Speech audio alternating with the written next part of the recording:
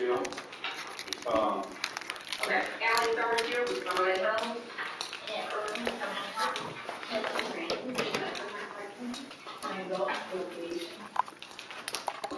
Nancy Baker, sit back. Shane Lindsay, sit back. Brenda Murphy, Washington, beside me. One is the open registration minutes. Jennifer Farrell, she's out of the evil. Jesse Smathers, Smokey. Right, story of farms. Kathy Red prepared to return the minutes. Kayla Bill's return minutes. Rachel Lewis, and Mark Smokey. Then English first. Okay. Let's move on to Zoom.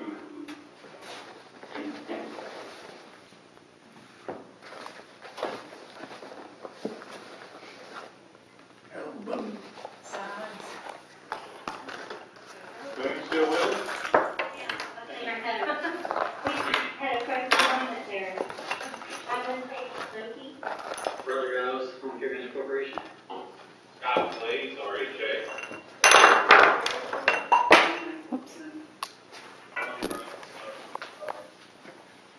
Joey Thompson, Turning Point River. Michael White, North Carolina. I'm Kelsey Bozeman, Turning Point. Is that everyone in Boone? Okay, let's move on to Lenore. Hi, Jesse. This is John Frazier. I'm with Smokey. Jasmine Carson, Smokey. Jennifer Lineberger, RHA. Mary Short and Katie Short. And that's everybody in Lenore. By the way, Jesse, since the call was originated in Silva and one screen is being used for the agenda, we can see the Silva conference room, but we cannot see you. I just wanted to let you know. Well, I would be pleased about that if I was because I'm wishing I couldn't see me. Okay, Silva.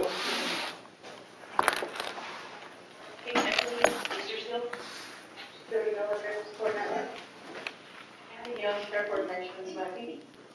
Kelly, Western Carolina UP program. Julie Flores, Mickey, Robin White, Smoky. And I am going to be taking some notes, and the attendance is going to be determined by the sign-in sheet. So if everyone can make sure they signed in, that would be great. Exactly. Thanks, Robin. Okay. I have I'm assuming that everyone can see the agenda on one of the TV screens in their room. No. That's okay, we have one. Can you not see it, Silva? No. We can do right now, we can see Lenore and we can see us, but we can't see Lenore and Boone at the same time. So we have three screens up on our TV, and that's it. Okay. Well, what do y'all think? Should I broadcast this or present online, or should I unplug it and just tell you which paper to look at? Okay. Yeah, I think, Kind of defeats the purpose of video for keeps it video.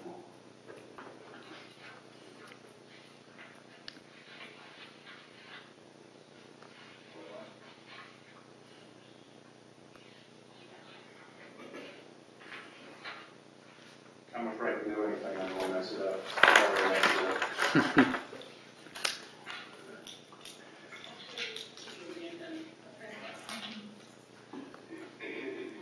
Wonder why that. There we go.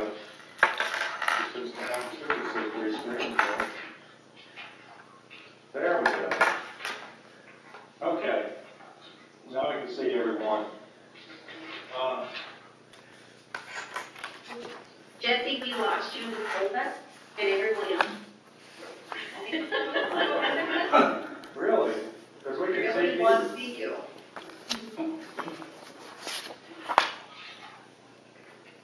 Did we come back yet? No. Give it just, hit your input button on the remote a couple times.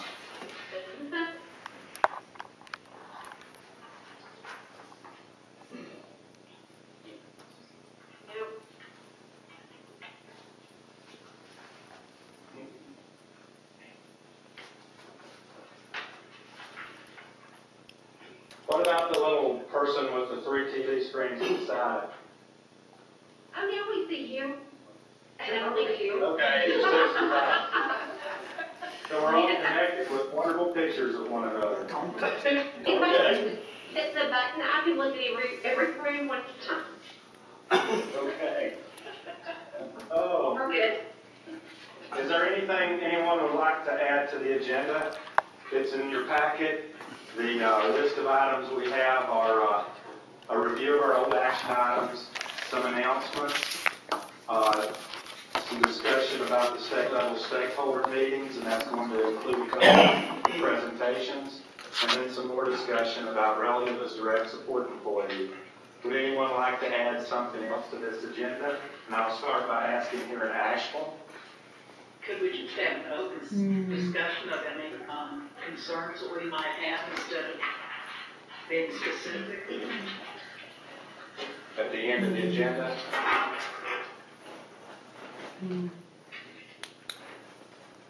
I think we'll have time to do that today.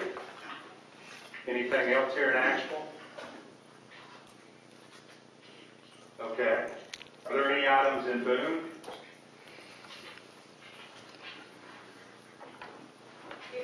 Here's the easy one. All right, thank you, Robin. Any items in I'm getting all negatives here, Jesse, we're good. All right, thank you. John, and Julie there in Silva. One here either. Okay. So, well, can I have a motion to approve the agenda? So moved. Second. All right. We'll move forward into the review of action items. You should have a 2-page document. Be next in your forum or in your packet. Innovation Stakeholders Committee and Forum minutes. Anyone have any objections with what they see, or you had a chance to review these minutes? Yeah, I looked over them quickly. I see my, presence mark. Cindy Miller. Oh, you were here? Okay. Sorry about that.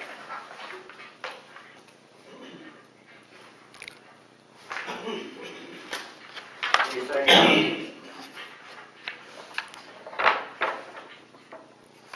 Okay. Motion to approve these minutes. Then I'll move on to the action items. Second. All right. First action item. Share Smoky internal committee structure with Innovation Stakeholders Committee. You should have received by email this colorful chart that says SMC committee structure. Some groups requested this. The internal committees are marked in, I guess, an orange color. Our cross-functional teams in green. External committees in blue, and our internal leadership committees in bright yellow.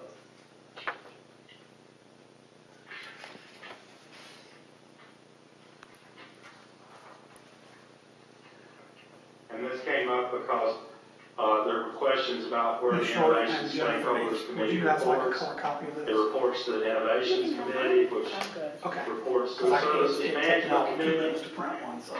and Management Team. That was my fault. The grayscale works. Okay, great, thank you.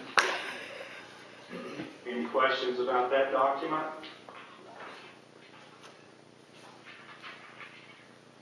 Okay. We will move on to the next action item I had was add 4 people who sent applications as alternates so that quorum can be obtained.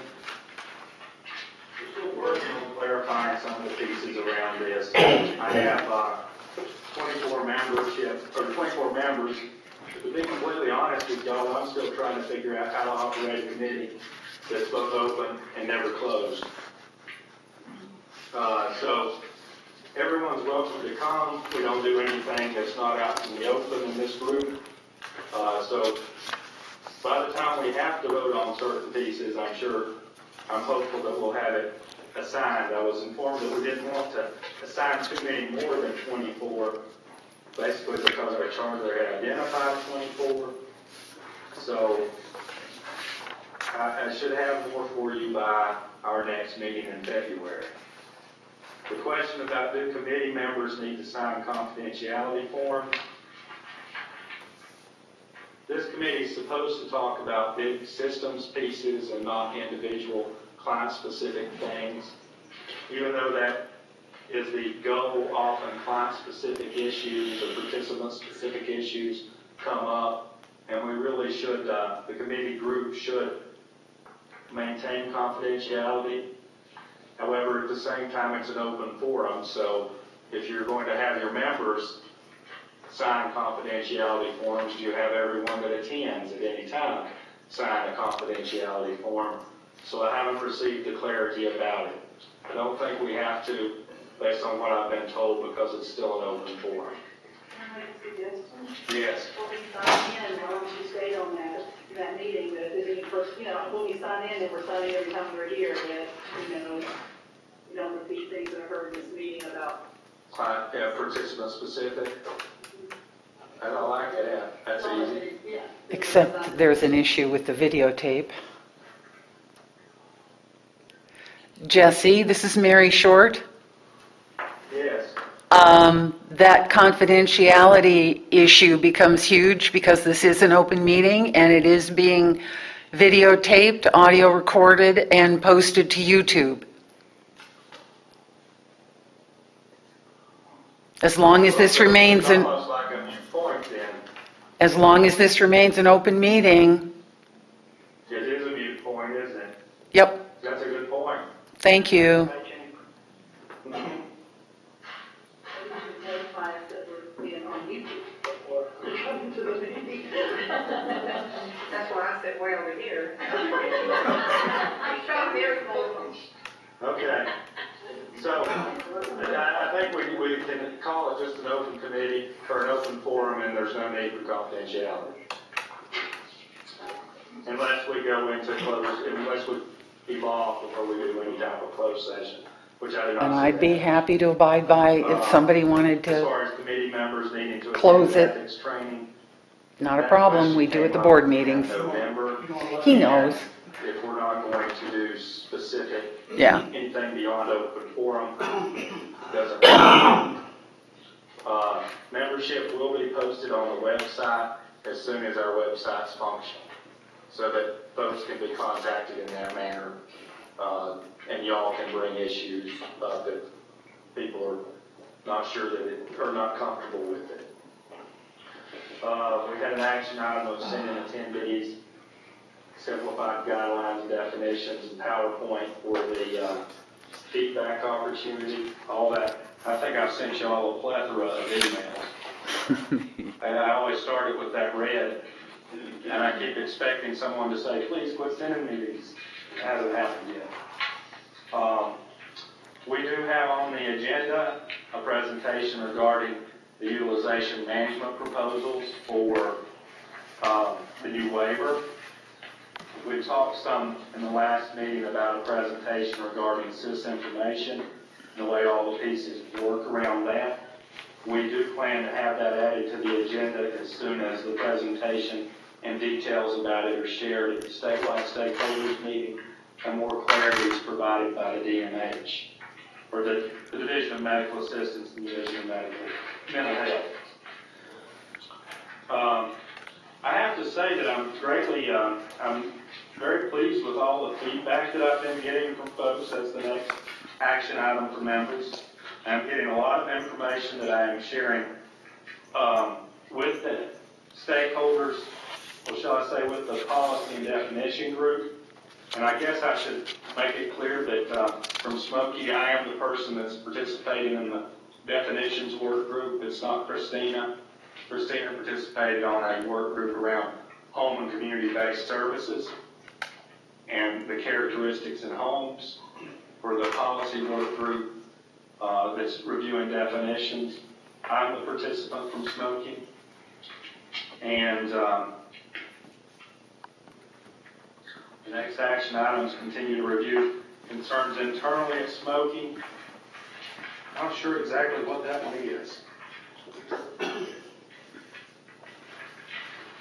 Oh, it's about relative as direct support employee. And we have been reviewing that, and we have, we're on the verge of rolling out some significant changes, and some of the providers have already seen the letters tied to those changes. And I'll talk more about that near the end of the meeting. So, moving on in our agenda, my computer's going to sleep.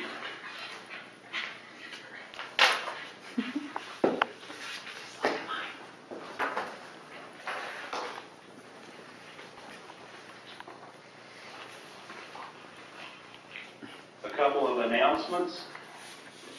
There is, I sent you all a flyer, and it's in your packet, about the NC Self-Advocates Conference. Please share that widely, and hopefully we'll have participation. Persons that receive waiver funding, natural supports education may be able to access for this, or you may be able to access that service for that option. I've also sent some other flyers by email that are not on the agenda. One's about the North Carolina Advancing Strong Leadership in Developmental Disabilities program. It's an 18-month program that introduces persons that work in the field or family members to best practices and the direction that many people feel the field should move. I can't say that all people, because there's always different advocacy groups. Advancing Strong Leadership Program, if you are a person with a disability or a family member of a person with a disability, you can access a Rossi grant through the NC Council on Developmental Disabilities to help pay for some of the attendance of that program. It's something very worthwhile to check out. I completed the inaugural one. Rachel Smith and some other staff here at Smokey completed the second leadership program. And we had some provider agencies participate too. I would just really encourage you considering that. The applications, though, are due by January 30th. And it's a kind of lengthy application if you haven't already started it. There's a flyer in your packet for the home and community-based service listing and sharing sessions. Just some background real quick, because we don't want to really go into the details about this right now. In January of 2014, the Centers for Medicare and Medicaid Services, CMS, published new guidelines for what's considered a home and community-based setting for innovation services. These guidelines expect states to make it very clear that persons receiving waiver services are living in community settings, because many states have used waiver services to place people in 6-bed, 8-bed, and sometimes 15-bed group homes. And that's not really considered a community setting. North Carolina has moved to the point where very few people are in larger than 6-bed settings. But these characteristics will review services and living situations, and there will be a transition period to ensure that persons that are living in settings that are not considered like a home, and by like a home, I mean they have access to the kitchen, they get to choose what color they paint their room, they don't have a roommate, they have access to telephones, they don't necessarily only go bowling with everyone on Thursday evening. They get to choose their activities. It's a lot of the things that we see happening in AFLs need to be spread out further or in family homes. The plan that North Carolina's proposed is posted on the division's website. And I sent everyone a link and email to that. There's a 30-day public comment period. There's some lengthy forms, and providers will be allowed to self-assess before managed care organizations are expected to assess behind the providers. The transition plan will take through March of 2018. I can't believe I'm speaking of 2018. But it is a 5-year plan. Jesse, are you talking about like where Jerry's at, it's 6 bed, that they would eventually have to come down to less than 6? No, they don't necessarily have to come down to less than 6, but the 6-bed setting has to be like a home. As in, if Jerry wants to access the refrigerator at 2 in the morning, he has access to the refrigerator at 2 in the morning. Those kind of things. But that kind of, if he wants to have visitors at different hours, you know, it's just the home can't really control his life now. Right. Just checking. And I mean, more will, You haven't seen it. yeah, you need to go through that list on the website. It's a 9-page self-assessment that asks different questions about each service. And the questions are, I mean, they're rather detailed. They took a lot of the language straight from the final rule from CMS. And this is really I see this as an opportunity to increase integration. It's that next step. We cleaned up, we made institutions nicer places by adding Medicaid dollars. Then we started moving people out of institutions into smaller settings. Now we've been moving people into their own home and smaller homes yet, and this is to ensure that that process continues. That's at least the logic behind it. Okay. The state level stakeholders continue meeting every other Friday, and there's definition work groups occurring to develop things to present to the stakeholders group. The last thing that was presented was the plan approval process for the NC. This wasn't the last thing that was presented, but it has been presented, and we need to present it here in this meeting because it's an integral part of the way service authorization will work in the human labor. And Robin, this is the part where I guess you get to do a lot of the explaining and talking. But yeah, Yes. yeah. And, there's actually, they updated it, Jesse, to, Friday, they sent us the copy that was actually, presented at the state meeting, and it just has a few changes in it that were recommended by the state group, so. Okay.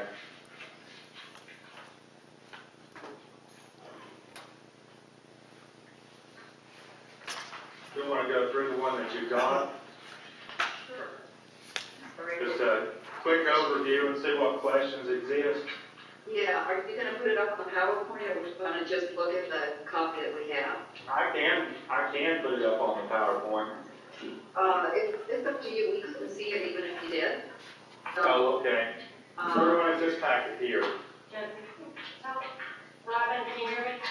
yes, Did you turn on the TV to the right of you? yes. Okay, 'cause that's the one that usually shows slideshows. Yeah.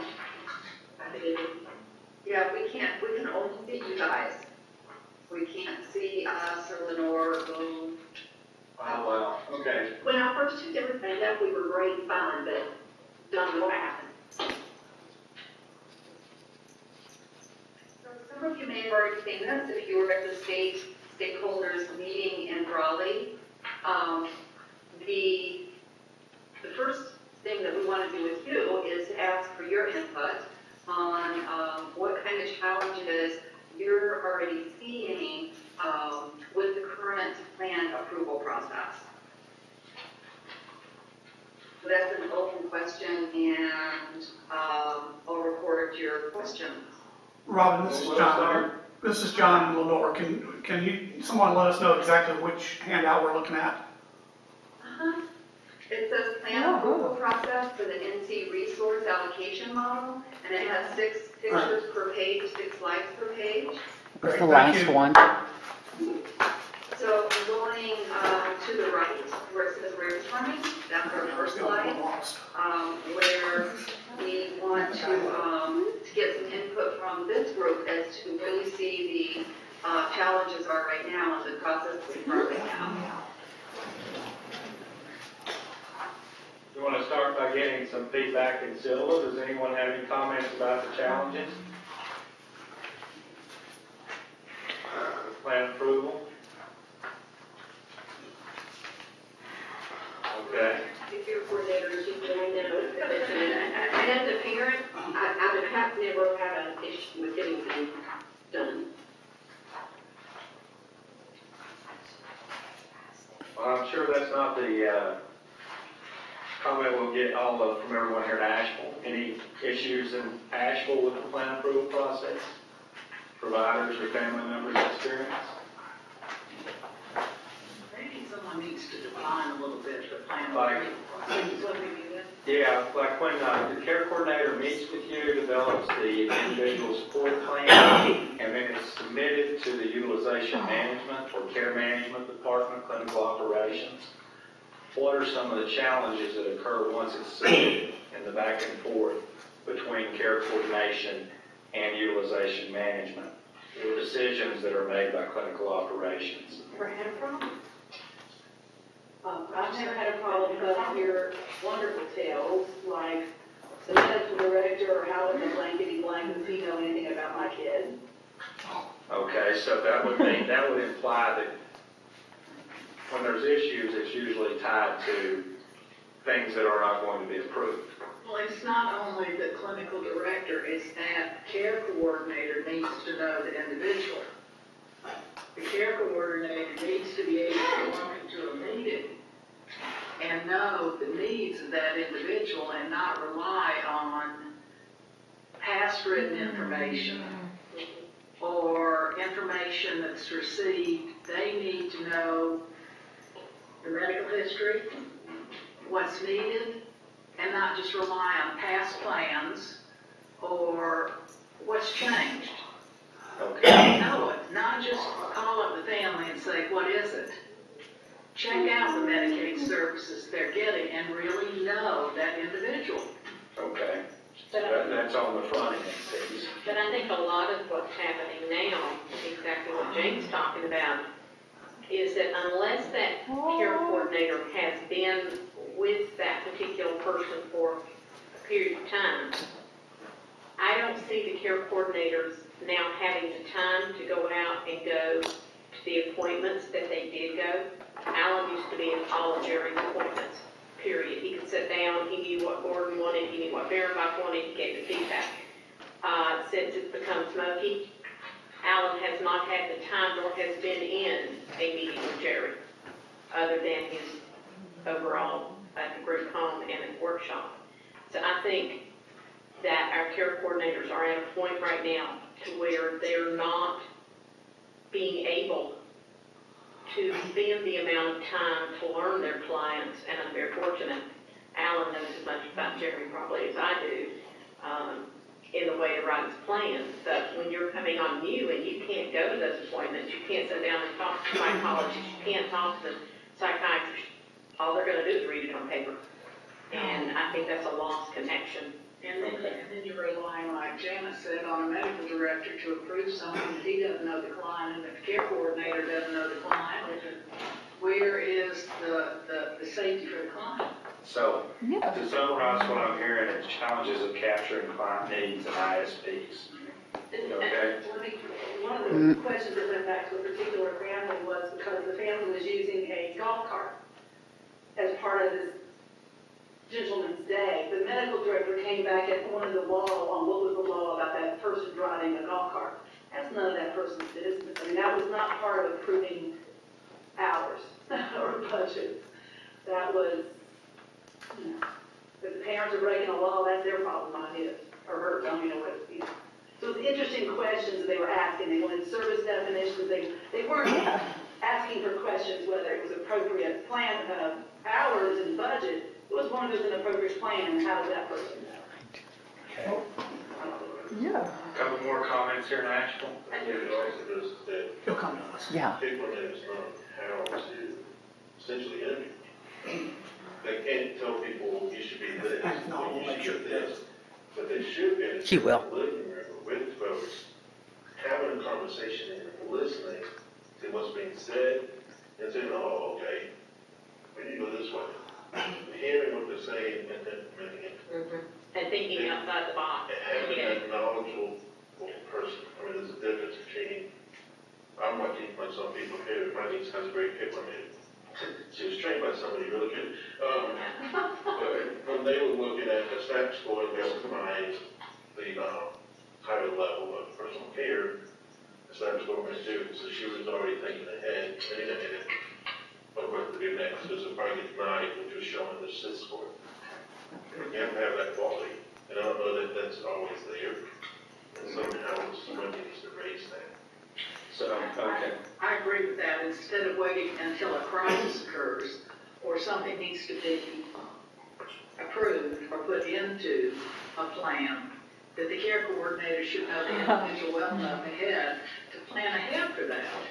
Instead of waiting for whether it be something as simple as diapers or nutritional supplements, or months of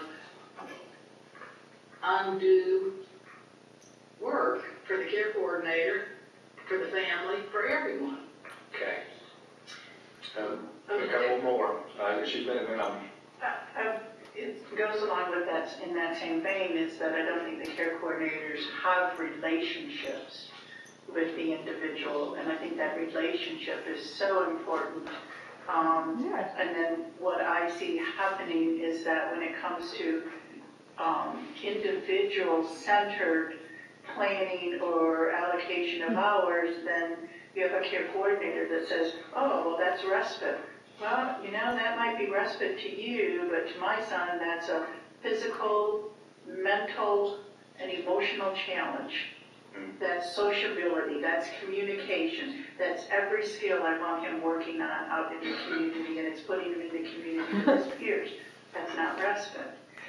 But because they don't have that relationship and that appreciation for who the individual is, I think that they tend to just kind of fall back on what their value is or their perspective is in their experience. Limited experience. okay, Price. A real different kind of thing. We've had trouble getting some supplies in the plan because we couldn't get 2 bids of it.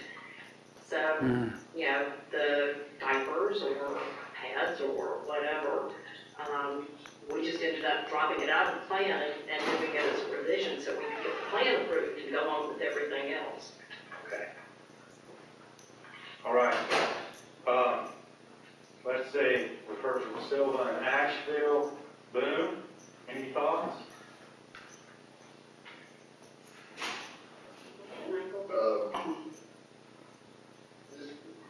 This weekend, or whatever week it was, I was working with a person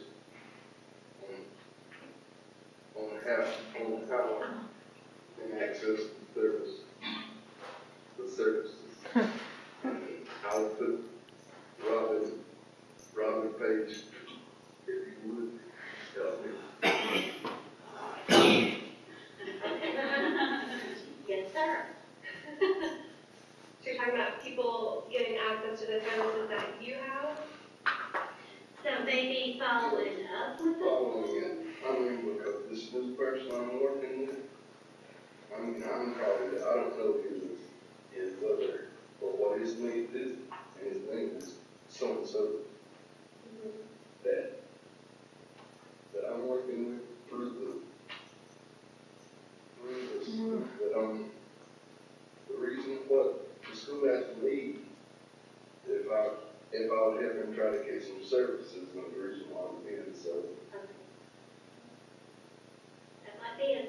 she ought to be happy to. I just want to bring that up. Are there any other concerns related to what Jesse's asking, Ronnie? I think one of the main things I see is the model of moving from an institutionalized down to a very individualized and sometimes the specific services or the specific need that's there makes a lot of resistance. It's not something more familiar already.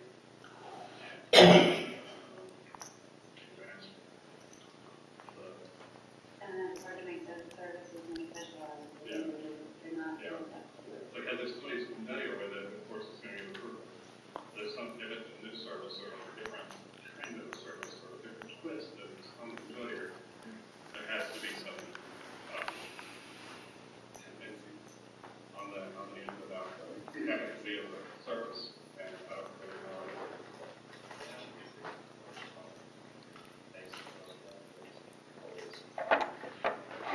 I really like that point, institutionalized to an individualized, because that is very challenging, because we're trying to do services in the community that are tied to rules for facilities, which has always been one of the challenges of this. Any other thoughts in Boone? I think we're all set here, thanks. Lenore? Yes, Jesse, it's Mary Short again. The experience, not just with me, but with other families I'm aware of, has been that if utilization is going to deny any part of the plan, the family is not, or the legal guardian is not aware of that denial until they get the denial letter. So the idea that there's some sort of conversation going on between utilization management, care coordinators, and service providers is a completely foreign concept to families. Now, when it was value options, I had one opportunity when value options was not going to approve a particular level of service, and they contacted the targeted case manager, and the targeted case manager, who was brand new, not just to the system, not just to me, but she and I then had an opportunity to have a conversation, and then she was able to clearly articulate what the request was, and value options subsequently approved it. So we didn't have a denial, but that's the only opportunity in since 2005 when Katie started receiving services, that there was any opportunity to talk to utilization. All I've ever gotten is a flat out denial letter.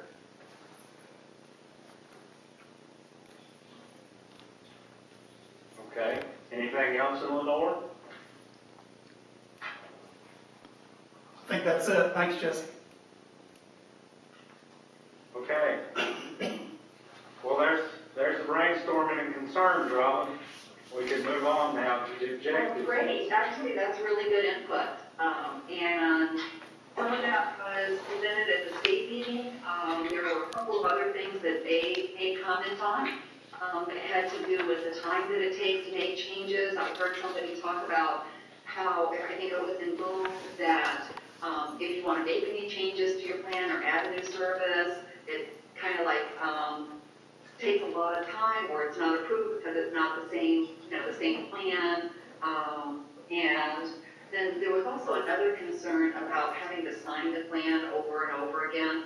So those were the things that were brought up at the state level. So what we wanted, and I know I don't have as much time as the state meeting had, so I'm going to go through this maybe a little quicker. The objectives that we hope to do tonight is to familiarize you with how a resource allocation model looks, and how it works with a plan review process, and then also obtain some feedback regarding the regarding this draft, which has actually been updated since this one. The first thing that we look at, I keep going over here to change the slide.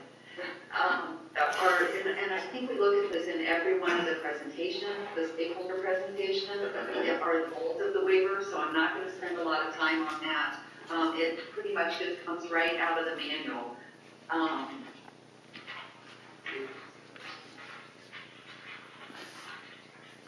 Yeah, so the next 1, 2, 3, 4 slides. Yeah, 4 slides are pretty much out of the manual, and you'll see them over and over again as we do in these presentations. So I'm going to go down to, I'm on the second page, in the bottom left-hand corner. It still says goals of the innovations waiver across the top. And, but it asks the question, how are the goals of the innovations waiver incorporated into a resource allocation model? And the resource allocation model, we think, is going to allow a lot more flexibility, and it's going to shift, instead of having that front-end review where you guys are saying that things get held up, that there's the denials, partial denials, there's no communication, it's going to shift in the resource allocation model from that front-end heavy review and approval to a more general approach at the beginning. And then when the ISP is updated, it's going to be kind of a review to make sure that all the goals of the ISP have been met. So there's a lot of flexibility in between as to say, you know, are we meeting what we're supposed to be meeting? And by approving everything that's been asked for, or everything that is within the budget, is that working? Or do we need to look at that and shift some of the services around? So it's a total different process. It's like turning it upside down. Is there going to be a provider that is working outside of Smoky Mountain Center that's going to also be part of the approval process, like In the beginning, okay, basically in the beginning when the ISP is submitted, it will be basically approved. That's kind of the concept. I'm not saying 100% blanket, it's going to be approved. But that's the concept, is that when you're given a budget, and you decide basically how you want to spend that money, then it's going to be looked at in a retrospective analysis to say, is this way that you allocated, that you wanted so many units of this and so many units of this, is that working? Is it working for health and safety? Is it working to meet the individual's goals? So it's much more retrospective. So the approval process is going to be housed in-house in Smoky Mountain Center, or is there going to be other people outside? No, it's still in utilization management. It was still like that. Okay. Everything would still be based in the MCO, and there would be parameters around each plan when it's submitted, like the resource allocation budget, which would be a range, and that would be one of the many things that's considered, along with the resource intensity score, evaluations, progress, the ISP, all the elements to get a clinical portrait of the person on the front end, and then the services would be reviewed, likely approved, as long as they meet all the minimum requirements that are outlined. And then there would be retrospective reviews of the services with an verifying that outcomes are being worked towards. And then a retrospective review, something that's found that should have been caught, or would have been caught in the old system. Who's liable? The provider, has that money been accurate? If the provider, Well, the concept that's being discussed is more along the lines of planning corrective action to address those things and following procedures that exist. So, you know, it wouldn't be financial hit. not up front, but, you know, continue failure to comply with it. But it's still going to go with whatever was submitted by the implementer. If it was incorrect, kind of pull it back. point. Yeah.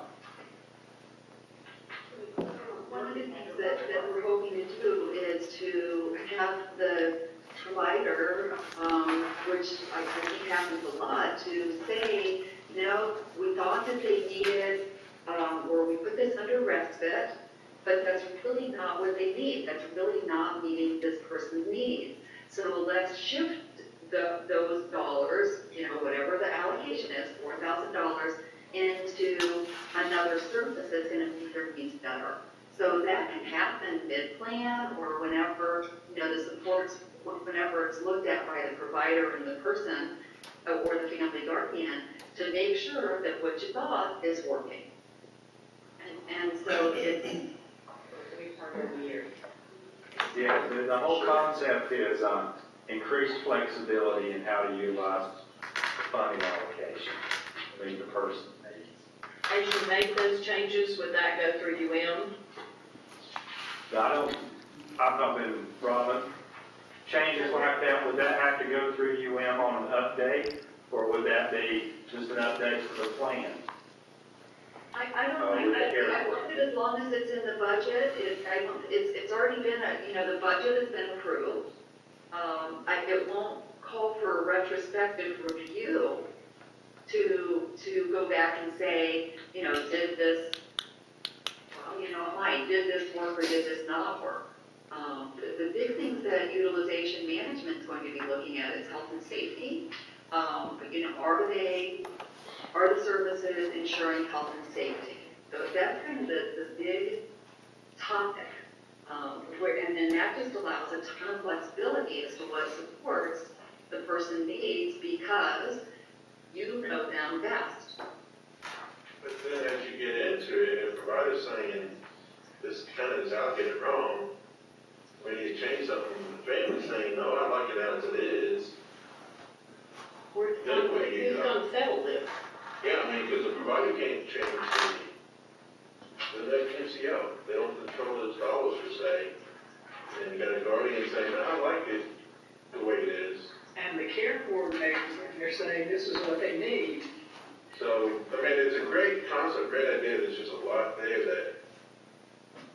Who's gonna mediate all of the areas of, if Monarch comes back and says, I'm not happy with what Jerry's getting here, but Jerry's happy with it and I'm happy with it, who's gonna sit down and mediate between me and Monarch? Do EOR and get rid of the provider, you don't have to do that.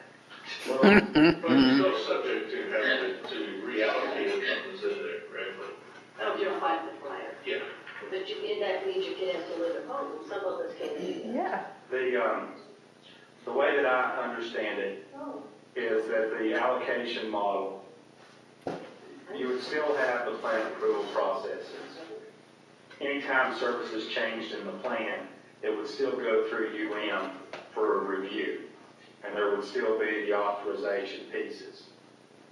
However, there's going to be increased flexibility in that as long as you're working within your allocated budget, there's not the questions about whether or not you want this service versus this service.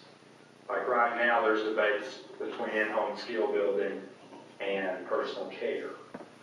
Those debates would go away in this model because you could choose, well, of course, we're going to have one service, it looks like. So all the processes of submitting a plan, that plan being reviewed, would still exist to make sure all the pieces are there for health and safety. However, the more critical review would come on the backside. And that review is to make sure that health and safety is being addressed, first of all, and also waiver compliance. And the third one is the support needs. That's in a later slide as far as what that review process is going to be. So it's going to start out with kind of like you tell us what it is that, or the person or whatever tells the provider what it is that they think is going to meet the need best. And will there be service back on to say, are your health and safety needs being met? Is there waiver compliance? And are there support needs being met? If the answer is yes, that's great. There's gonna be situations that change along the way. For example, if there's guidelines for permanent changes and temporary changes. If a provider or a parent breaks their leg and they need extra supports, but it's temporary, less than 6 months, that can be done on a temporary basis, and that will be relatively easy. If there's a permanent change. Hold on, before you get too far down that road, we have a question up here. Would the provider still be subject to paybacks to the physical therapist, speech therapist, occupational therapist, certain goals to get met at the back end? My understanding, and Jesse, if this is not your understanding, just chime in here, is that for that first year, there aren't any paybacks. It has all been approved. And as long as there's waiver compliance, then there won't be any paybacks. But if there's not waiver compliance, if they're providing one service, but going outside the boundaries on that service, then yes, that's going to be looked at. But as long as those three things are being met, the health and safety, the waiver compliance, and the support needs, then that first year is just a retrospective review.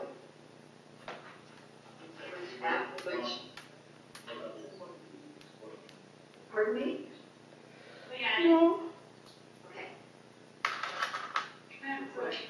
So some of these questions, if we could just go through the slideshow, and then I think some of these questions will be answered a little more thoroughly.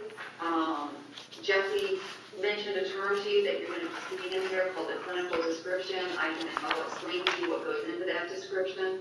So are we okay with doing that and then seeing what questions are already answered in the slideshow? Yeah, I think that's a good idea, Robin.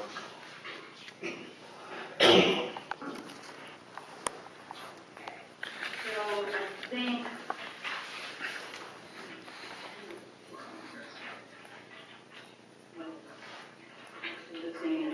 okay. So Julie, you guys are on page 3.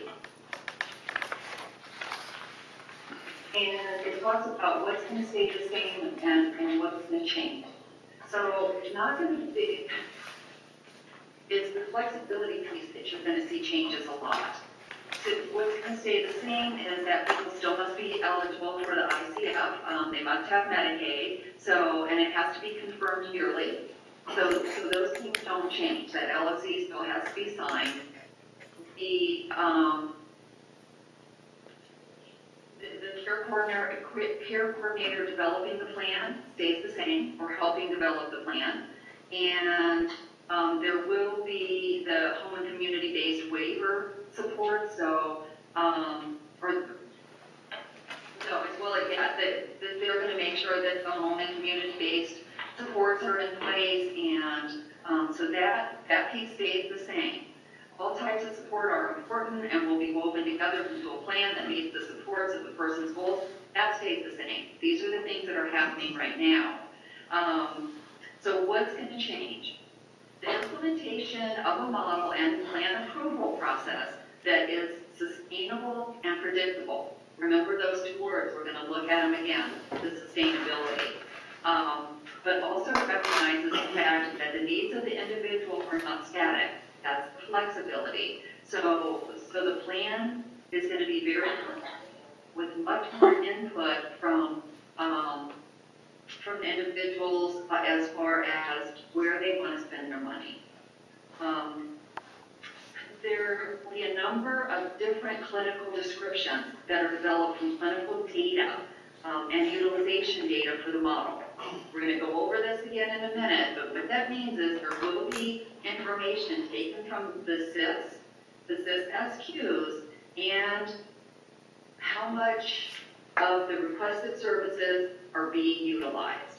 So if you request 500 units of respite, but in that review, there's pretty much consistent use of 300 units, then there's kind of like some extra money that can either be shifted into something else, or maybe they just don't need that. So that utilization of whatever it is that has been requested is going to be looked at too. Those are the different kinds of clinical descriptions. And it's going to be verified as far as does this meet the person by expert review, so that it's not just two numbers or numbers being looked at. There's actually going to be charts reviewed where we look at all the information, all the paper information on the person. So it's not like, punching something into a formula and something else comes out. So there's also different kinds of clinical descriptions as far as different situations that may require more or less support. And that's a little bit of the example that I gave earlier. Now, I'm on a slide that has what is changing with the resource allocation model, and then it has a subtitle called temporary needs. So this is, like I said, if it's 6 months or less, it will be the allocation can be looked at and things can be shifted with that emergency in mind, something that we had no idea was going to come up. The example they give is if somebody breaks their hip, additional respite might be needed, and so that's, it's not like it's not static. It doesn't say this is it, this is the way it's going to be. It's very flexible. The other, I'm going to the next slide, which is the permanent needs. There may also be permanent needs that need to be looked at, and that can be an increase or a decrease level in care. So if a person needs a skilled nursing facility, or if they aren't utilizing everything that's been allocated, or they just think all of the resources that's been allocated to them, then there may even be a decrease. So it can go either way on the temporary and the permanent. So I'm down to the next slide, which is what are the recommendations for change, and then what is changing within the resource allocation model. The resource model has multiple avenues in place to address additional needs, whether the need is temporary. This is kind of a summary, whether it's temporary or permanent. It's really it's not as nitpicky up front, and then it reviews to see the success. So, right now, there's just a tremendous amount of time spent on making sure that everything is exactly within certain parameters.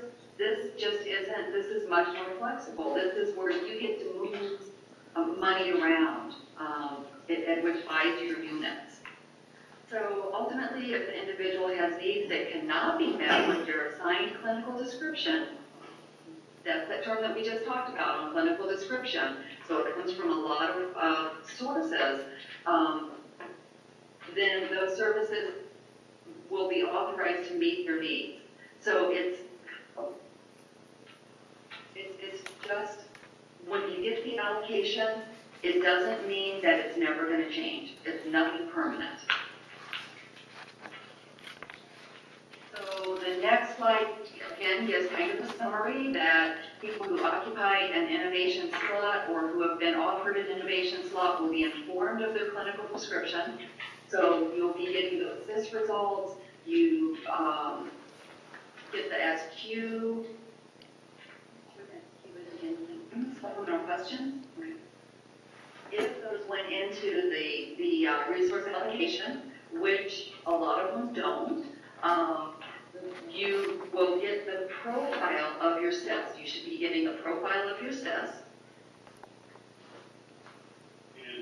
Have they used determined budget tool yet from HRSI?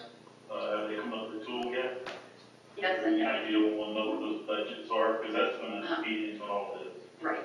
Yeah, one of the things that they're doing right now is making sure that that clinical description, that kind of data analysis, that input, matches across the state for people at different levels by pulling clinical by actually pulling the chart. And I'm just gonna give a really off-the-wall example that has no validity. But somebody who's getting a 100 in Smoky area match somebody who's getting a 100 in Partners area. So then the only way to look at that is to actually look at some charts and say, yeah, you know, these people's needs look the same. Because they're not just gonna randomly say, if it's this, then it equals this. So that's where part of that validity is coming in, by actually looking at the charts, at the people, rather than just assuming that 100 equals 100. But 100 does equal 100. Clinical description might be. 100 does equal 100. The difference in the level of services the person in Partners and the person in Smoky is dependent on the amount of natural supports that's willing to be performed, and whether it's a residential or an in-home. For God's sake, 100 CIS score is 100 CIS score.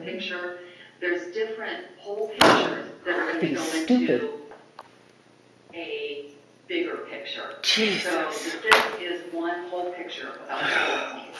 But then there's another whole picture that's going to be looked at that goes into the clinical description. I bought a lottery ticket. And let me find what that other data source is.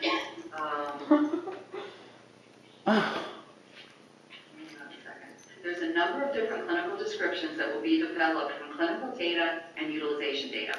So the CIS is one piece of it, but how are they utilizing those services or those supports to meet the needs? So there's two pieces that are going to be looked at in, as far as the clinical description. Are you using what you said you needed? And what did you say you needed?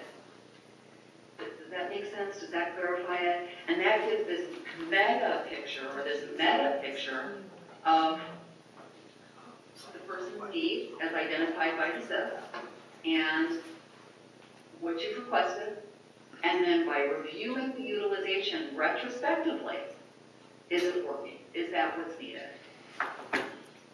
So I kind of think of it as, well, it's tax season, right? So I have a salary, I get certain taxes taken out, I allocate my money to other things in a budget. Now, unfortunately, the CPA is doing a retrospective analysis to see, well, did you get enough taken out in your taxes? Did you pay enough Social Security? Did you pay enough income taxes to North Carolina? So now I have a chance to say, well, yes, I did. And so I get a refund. So I don't need to, I don't have to pay more. Or, no, I didn't. How are we going to resolve this so it doesn't happen again next year? So that's kind of like, here's my support needs, and then here's my retrospective review on, did I spend that money right? And so now I get to go and tell HR or whoever takes out my taxes, take out more, take out less. Does that make sense, Julie? Sorry, no. Okay. I was going to have to see it on another level. To say, like, with that clinical description and how those resources are going to be shifted? I think that I like the word reflective analysis. So each year you're going to consider what the person was authorized to receive, what the instruments suggest they needed to receive, what they actually received, and take a snapshot at the beginning of each year to determine where the person's at and where the supports are that are wrapped around the person. And then you're going to go through your year. If temporary things come up that require you to change the plan, you would do a request for additional services. If things go along just fine and nothing has to change, that's great. You come back to the next year and everything's reviewed again. The supports intensity scale's a piece of the clinical description, but also, outcome achievement. Things like Denise mentioned when you were talking about respite to you is different than respite to a care coordinator. Well, you'd be making those calls on the front end about, well, I'd rather use money for whatever the new rehabilitation personal care service is instead of respite. So you would be adjusting to those things, and the whole idea is for it to be more in line with the person's life. That there's some predictability for us as a managed care organization, and that we know that most likely you're going to stay within that targeted budget. Now, you're going to have the occasions when you don't, or there's going to be people that we think we're going to spend $50,000 on, and we end up spending $65,000, and there will be people that we think we're going to spend $50,000 on, that we spend $35,000. And those are the things that we will adjust each annual plan for each person. You're funny. And that's what this clinical description's at. What we need to be real clear on is no one piece of the puzzle makes the picture. That's the part to really communicate. Not everything is going to be based on a CS. Not everything is going to be based on the ISP. You know, everything comes together, and they should build upon one another, because, you know, if you have needs outlined in the CS, they should be addressed in the plan. If there's certain risks that are identified in the planning process, then addressing of those needs should be in the plan. So I think it's that kind of thinking, which is a little different than we're looking at, because you're going to start your plan approval process with a projected number, a range that if you stay within, there should not be any real issues in getting the plan approved, if that makes sense. And the other thing, Jesse, that's gonna go into that picture is utilization. So did you utilize everything you thought you would utilize? Right now, we don't look at, you know, okay, let's approve, you know, here's this ISP, they're asking for 500 units of respite. We don't go back and say, well, they only used 250 last year.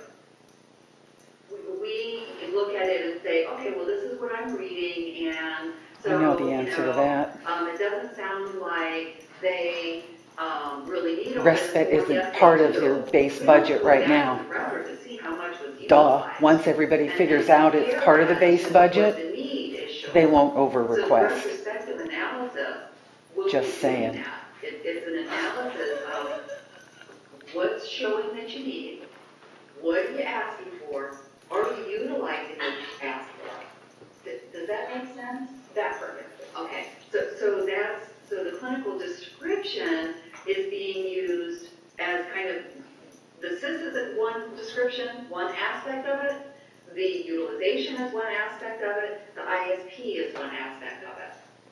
So that it's kind of this multifaceted review. And I just want to let you know that one of the things that's different in your PowerPoint than on the new one is that term of retrospective review is on yours. The state stakeholders asked us to change that to retrospective analysis. So that was one of the little minor changes. So when you determine it is going to be retrospective analysis. And I will email out the most recent PowerPoint. And one of the things to keep in mind is this retrospective analysis. You're gonna have people concerned that have $50,000 for services, but they only use 40. And that, oh my goodness, I only use 40, so you're gonna come in and take 10. Mm-hmm. When who knows what happened, that they only use 40. Mm-hmm. And you're gonna force people, or people are gonna feel like they're forced to utilize every penny. And That's right. So I would say that we're gonna look at, this is gonna be looked at that way, that it be looked at over a multiple year period, not year to year. Because there's too many changes, you know, kids go Can't do out of that. state for a few weeks, or workers sick, whatever it is.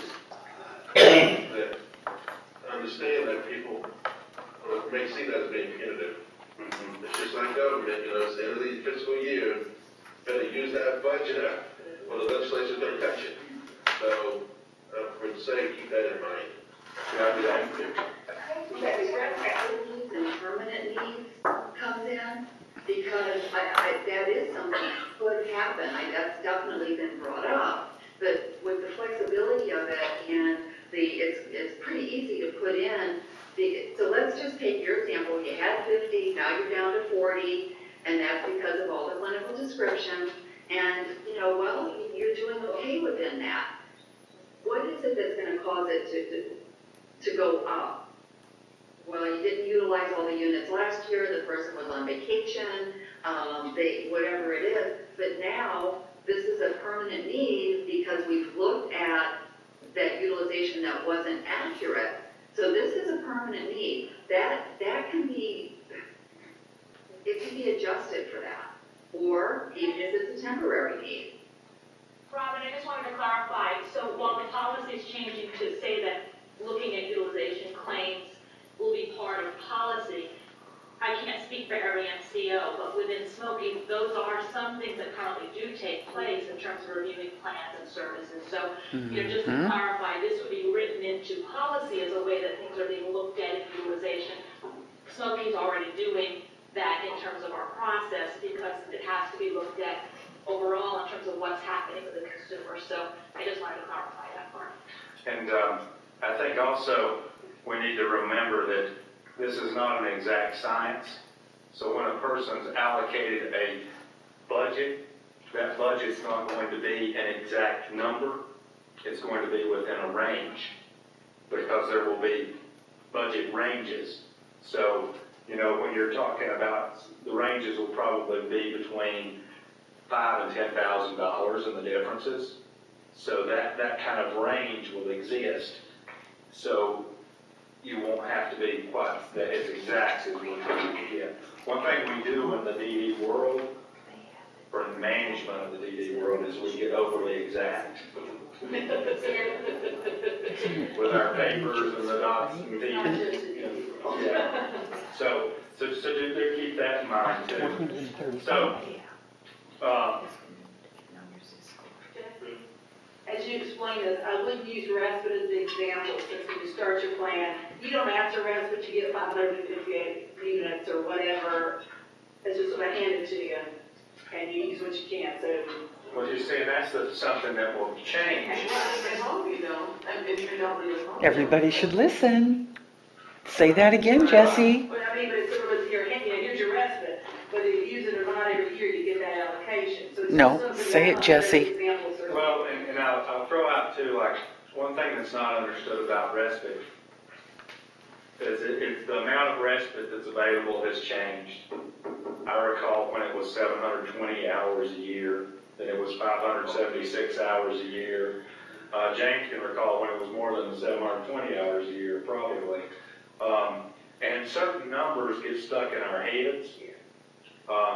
That 576 was on a utilization review guideline somewhere, actually from 2005. And it was across the board for all the levels that were tied to the NC SNAP. But we shouldn't even have that thinking right now with the existing waiver, because you can use respite in any manner you see fit. If you feel that it's best for the person to receive more of something than another, you can do that rather than just assuming that 576 hours of respite's there. You can exceed the 576 hours of respite if it's reasonable in your request and you're moving things around. And that's what you'll be able to do in this resource allocation. It's a new way of thinking about what's going on in a person's life. It's really an attempt to say, here is an allocated amount. I like to think of it as a supports account. Instead of this individual budget where you're limited, think about it as something, here's the supports account for this person. We need to stay within this $40,000 to $50,000 range as an example, because this is what we're responsible for doing. It's what they're going to guarantee us this amount. So how do we best use this to include the person in their community and their home as much as possible? And that's where we've got to shift our thinking. Potentially you could have staff that could be organized to take them to the self-advocacy convention, for instance. That I've never thought that worked before. Right. It's in the context of respite, but you can't. No, I can't. You can outline outcomes in the person's plan to increase their self-advocacy. The whole thinking is moving away from this 15-minute increment, Mm-hmm. arguing over each bit of it. It's capturing the idea that we're just supporting people. We're not trying to train them out of their intellectual disability. We're not trying to train them out of autism. We're trying to support them in the community with these disabilities so that their lives are as full as possible. And it's very challenging. This is our first step away, really, from the idea that everything's still happening in facilities. Clinical description may not be the best word to use. I agree, and a clinical description, but we still have to have measures because we have to be accountable to Medicaid and the state. And right now, until something drastically changes and they write a new law that's just about services in the community, we're working off of laws that were written for facilities. And that's where, but it's us shifting our thinking and the way we do things. And it can be a positive if we approach it from that way. And this is the first time that they've really gotten a lot of feedback about what they're doing. And what we're presenting about resource allocation, there will be pieces of that change, and I think the language will probably become a little softer. So I've always felt that there were caps on my son's skill building, his personal care, his community networking. If I thought that he would benefit from more skill building and I had dollars sitting there in respite, could those shift over into providing a certain, I mean, it would certainly be fewer because it's reimbursed at a different rate, but could they shift to provide more skill building? Yes, so that's the whole thinking. You're going to have a budget. If you'd rather use 40 hours of skill building instead of the 3 different services, right. That's the idea. And that's probably a good segue into the next topic, which is the proposed, and it's a draft proposal. There was a lot of feedback. It was in your packets, but it's the community living support definition.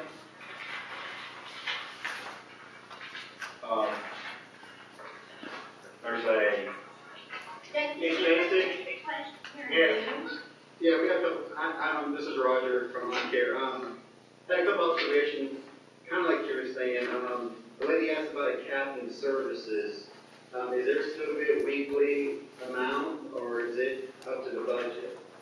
And per day amount for certain services? The limits on sets of services? Yeah. There will still be some type of limits on sets of services. I'm not sure what they are yet. Because you will see by this community living and supports definition that we're getting ready to talk about, that hasn't been defined. There will be some form of limit, and there's some argument that the only limit should be the resource allocation budget. Agreed. So let's go into this definition and we'll touch on that piece, okay? I'm sorry, one more question, Jesse. You're only allowed one, Roger. No. And this on behalf of Michael. The review utilization services, I understand that concept.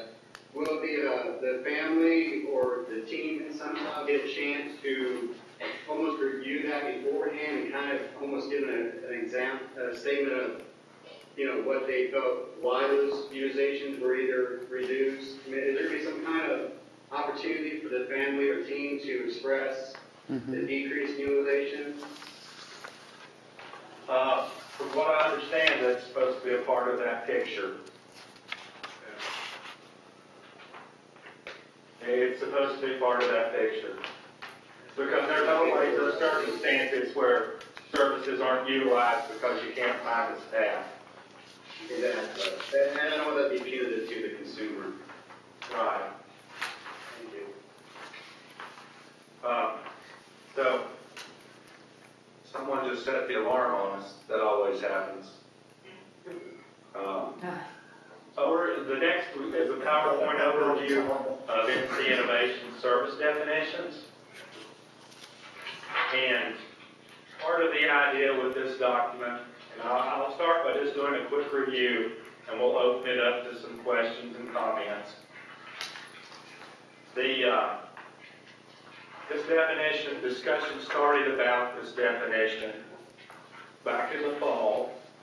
It's changed names several times, and I'm quite certain its name will change again. I hope so. The current proposed name is community living and support.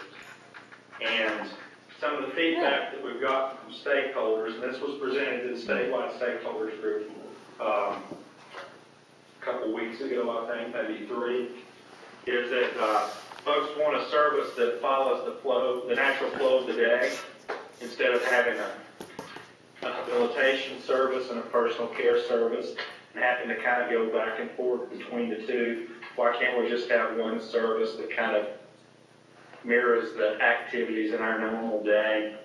A service that makes more sense. I mean, I've been in waivers a long time.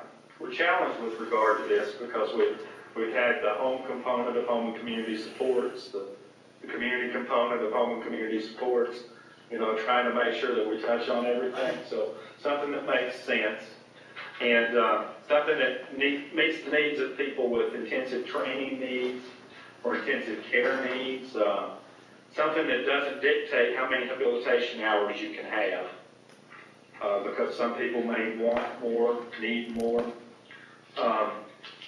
Something that better addresses technical assistance to unpaid supports and generalization. More clarity regarding limits on sets of services, which unpaid supports. Yeah.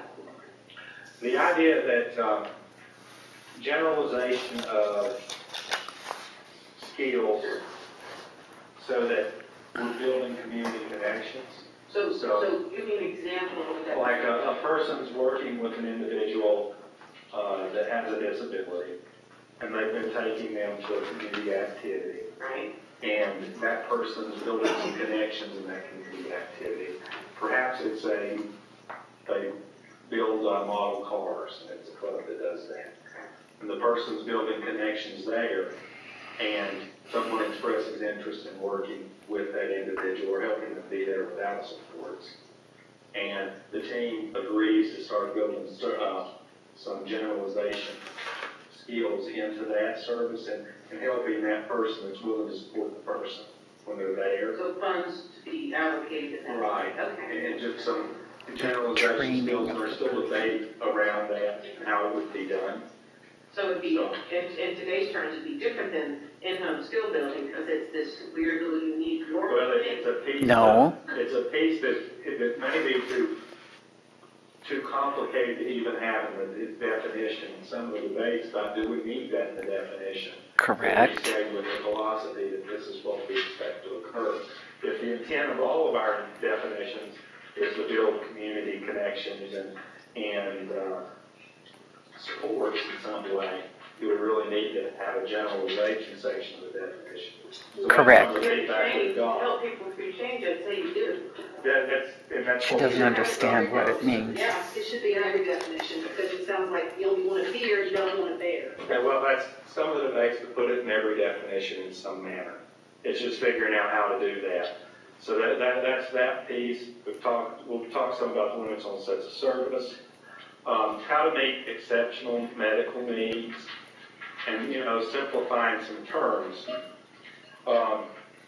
And what we came up with in the definitions work group, and I have to take partial credit because I've been on most of the calls, is the community living supports as a title.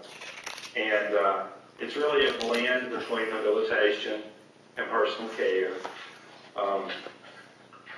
There's no right number or wrong number of habilitation hours.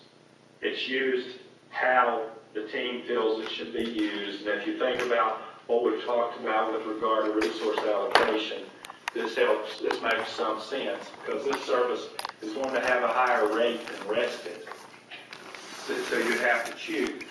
Do I want more training and habilitation, or do I want more resting? So it's tied to those kind of things. And the service, we believe it's important to empower a person's, maximize the person's ability to be an active member of the community. Is it gonna be one level of reimbursement? That's the thinking as it's proposed. As you're explaining, if you take someone out to build a model car, or you take someone who's got extensive medical needs, how can you compare the rate for the two? And that's one of the good comments or questions that's been brought up at the stakeholders committee.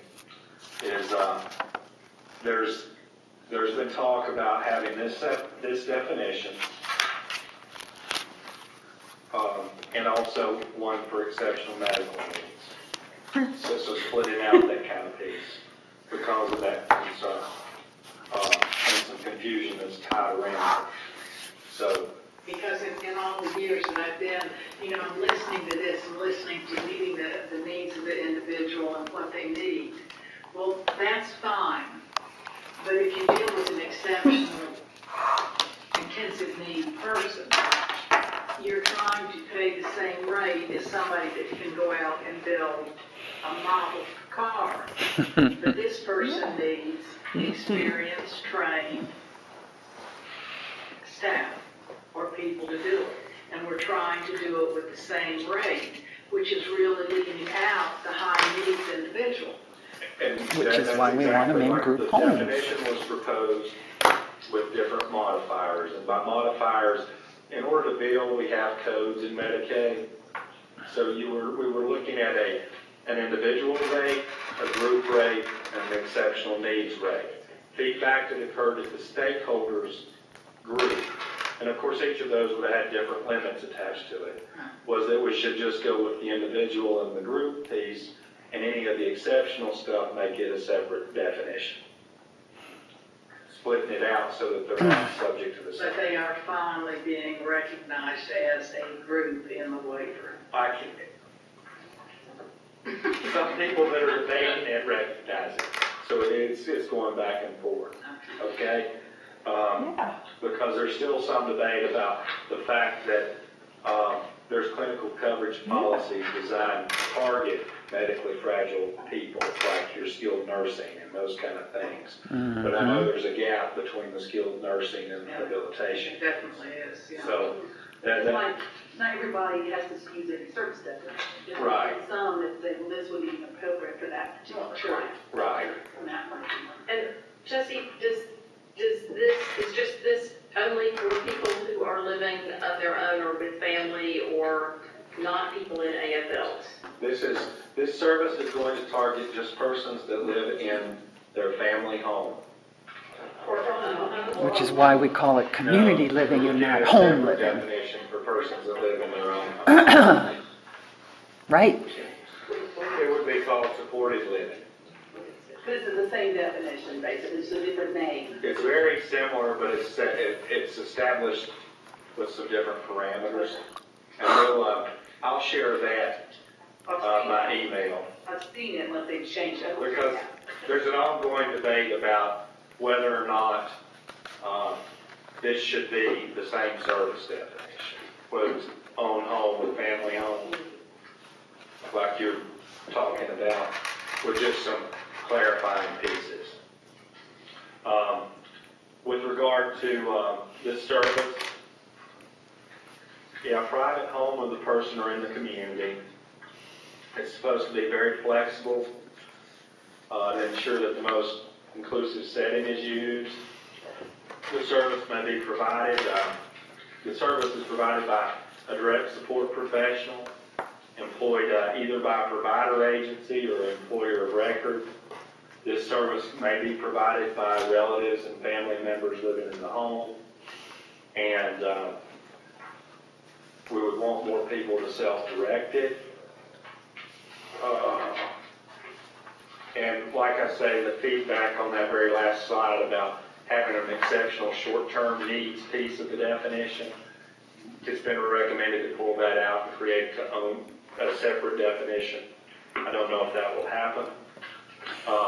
There's been quite a bit of feedback regarding the name, and I would encourage, we started out with integrated supports.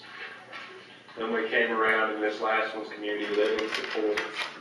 And lots of questions have been brought up, well, why is home not in it, in the definition, because we're not forcing all services to be in the community.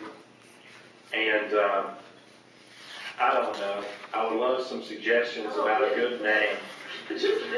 You know, that's, I've suggested on the call several times, daily living supports, because it just wraps everything into one. And it's an acronym, and I like acronyms, DLS, you know. But I mean, that's just a thought. So I encourage y'all, if you've got BetterNet and shared them with us, the community living and supports, it's amazing what you don't think of when you propose names. There's always other pieces. And like, I would have never thought that calling it community living and support implied that we were moving away from services in the home, because that's not what we're doing. Or not what anyone intends to do, because home's part of community from our perception. But I can see how people would spin it in the other direction, or would interpret it in the other direction. So, Term daily get strike that chord for anybody? Daily living supports. Yeah. I don't know if it would or not. Or you all like that name? Yeah, I like it. I mean, fine. It makes sense, that's what it is. Mm-hmm. Didn't they used to put a service definition on that? We have one called day supports, and I think that's why we didn't want day living. There was one day. Well, there was a day living. Living in the past too. I think it spends so much time on the name of the service. Yeah. And not what it's confusing on. I mean, the name doesn't mean blazes. It could be worse. Especially because the Medicaid has code numbers like T2045, so they don't even know what they are. Right. Yeah, you see, another one that I proposed was my supports. Very first, my support's in my family home and my support's in my own home. Or just my supports. Why are you afraid to use the word home? Where do we send comments? Are you still?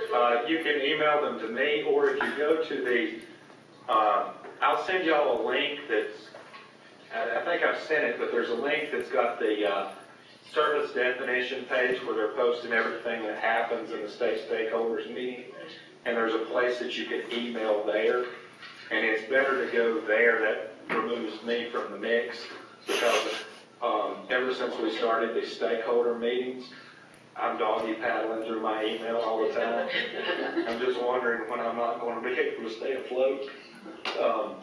So I'll make sure that gets sent out. And I'll send it again, just as a reminder, because I've also sent you links about the home and community-based supports plan, requesting feedback. And I've sent the assistive technology definition. It's not on the agenda because that was presented last Friday. And if you haven't had a chance to review that, do take a look at it, because it's a move away from any lists in the definition. It's broad categories. And the concept, or the idea behind that is that the person would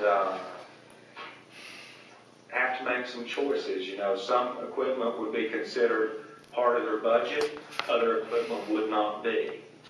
So if you feel that you need things beyond initial assessments for equipment, it would apply to your budget, so that you're having to make choices, and it's really your supports account. But that's the whole idea. I want my supports account. So it's because people are responsible for the services they use. I see it in postings and things about folks that are using services realize that they're responsible for them. And we depend on family members in lots of ways to make home and community living possible. And we need to change our language to where we're recognizing that. We better be careful with that. When they had it open in the past, it became Christmas. Well, I know.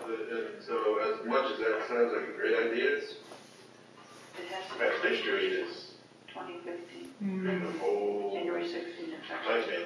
You mean I can't have the horse? So you can't remember. So, you know, But I hear. Yeah. that was like this seems. Oh, I know. And there is the need for, like, just understanding the face of the exhaust list. Some people need to have something to plug into the car for better backup. Drives a trailer, so Yeah. be careful. Yeah, I know. And those are some of the voices. We will see. Any comments about community living supports? And let's start with Silva. Yeah, this is Walter. Yeah, I think it's great that you're combining the 3 different services, but there's some serious, right now that traditionally they've gone with the lowest pay rate per hour or unit or whatever, and that really kind of hurdles those that are doing a lot of training, because community supports and supports in the community right now are at a higher pay rate than respite. And there's lots more expected of those individuals. So I can see where that could be a problem with combining that. Okay, that's a very good point. But you're looking at like, it used to be like $9.80 an hour for staff, and then $10.50. So there's quite a little bit of spread there. And I don't know, I mean, different companies do it different ways. But that could have a major impact on your quality of staff. Because the more the pay rate, it may not, they just say, hey, we'll just do rest all that. Exactly. Yeah, rates are one thing that will be debated very soon with regard to the labor, and then it will be somewhat handled by each MCO. Oh, that's scary. And do you expect them to go down related to this definition? I would anticipate, like, if you're blending personal care and in-home skill building as it is, right now in-home skill building is roughly $22 an hour. Personal care is just under 14. I would expect a blended rate to be somewhere between those two numbers. 15. No, I don't think it would be lower. PVH's is 19. I would anticipate it to be somewhere between those two numbers. Between what? It's 19 at Between PVH. that 14 and 22. And Katie's plan, which with the 84-hour limit, is 8 hours of PC and 4 of in-home skill building.